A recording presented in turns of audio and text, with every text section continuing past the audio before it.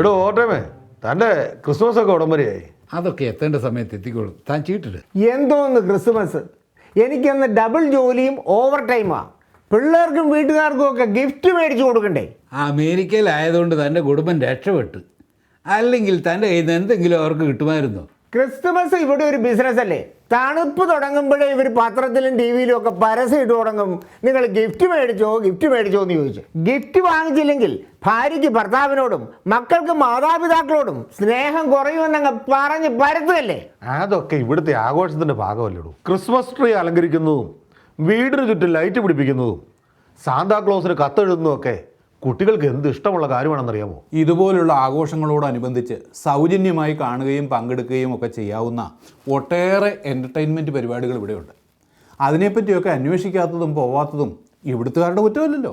എന്തായാലും നമ്മളെപ്പോലുള്ള മലയാളികൾ ഓണവും ക്രിസ്തുമസും ദീപാവലി എല്ലാം ഒരുപോലെ ആഘോഷിക്കുന്നു. മൃഷ്ടാന്ന ഭോജനവും എന്നും അടിക്കുന്നതിനേക്കാൾ 2-3 പേർക്ക് കൂടുതലും അടിക്കും. അത്ര തന്നെ. പണ്ടൊക്കെ ഞങ്ങളുടെ നാട്ടിൽ കരോളിന് വന്നിരുന്ന ഗായക സംഘം എത്ര ഫേമസ് ആയിരുന്നറിയോ? ജാതിയും മതവും ഒന്നും നോക്കാതെ ആൾക്കാർ അവരുടെ പാട്ട് കേൾക്കാൻ വേണ്ടി കാത്തിരിക്കുമായിരുന്നു. ശരിയാ. നാട്ടിൽ വെച്ച് ഭാര്യയും കുട്ടികളും ക്രിസ്തുമസ് കാലങ്ങളിൽ എന്നോട് പറഞ്ഞിട്ട് കിടക്കുമായിരുന്നു, കരോൾ പാട്ടുകാർ വരുമ്പോൾ ഞങ്ങളെ വിളിച്ചെഴുന്നേൽപ്പിക്കണമെന്ന്. എത്ര മനോഹരമായിട്ടാണ് അവർ പാടിക്കൊണ്ടിരുന്നത്. ഇവിടെയുണ്ട് കരോളുകാർ. ജീവിതത്തിൽ ബാത്റൂമിൽ പോലും പാടിയിട്ടില്ലാത്തവന്മാർ ചെണ്ടയും കിലുക്കരുമായിട്ടങ്ങ് ഇറങ്ങും.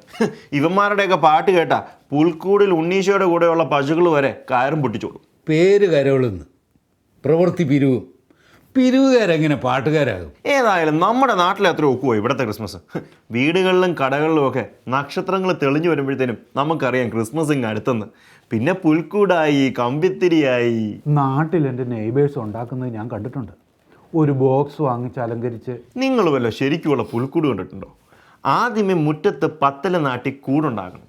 പിന്നെ ഈന്തലവ് അന്വേഷിച്ച് കണ്ടുപിടിച്ച് വെട്ടിക്കൊണ്ടുവന്ന് എല്ലാ ഭാഗത്തു നിന്നും പൊതിയണം. പിന്നെ കച്ചി പാകി തോരണവും ബൾബും ഒക്കെ ഇട്ട് വരുമ്പോൾ എന്നാ ഒരു ഭംഗിയാ. വീട്ടിൽ നക്ഷത്രം കെട്ടിത്തൂക്കുന്നത് ഞാൻ ഇപ്പോഴും സ്വപ്നം കാണാറുണ്ട്.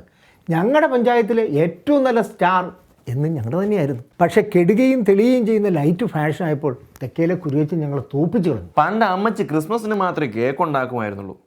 അതുകൊണ്ട് ക്രിസ്മസ് ഇങ്ങ് എത്തിയാൽ മതി എന്നായിരുന്നു. ഞങ്ങൾ 10-12 പിള്ളേരുള്ളതുകൊണ്ട് ഈ വലിയും പിടുത്തവും കഴിഞ്ഞ് കഴിയുമ്പോൾ 1-2 പീസ് കിട്ടിയാലായി. പിന്നെ വേറൊരു സാധനം ഉണ്ടല്ലോ, ക്രിസ്തുമസ് അവധി കഴിഞ്ഞ് വരുമ്പം എൻ്റെ സഹമുറിയും കൊണ്ടുവരുമായിരുന്നു. എന്താ അതിൻ്റെ പേര്? വട്ടയപ്പം. അതിൻ്റെയൊക്കെ രുചി ഇന്നും നാവിൽ നിന്നും പോയിട്ടില്ല. മധുരിക്കുന്ന ഓർമ്മകൾ.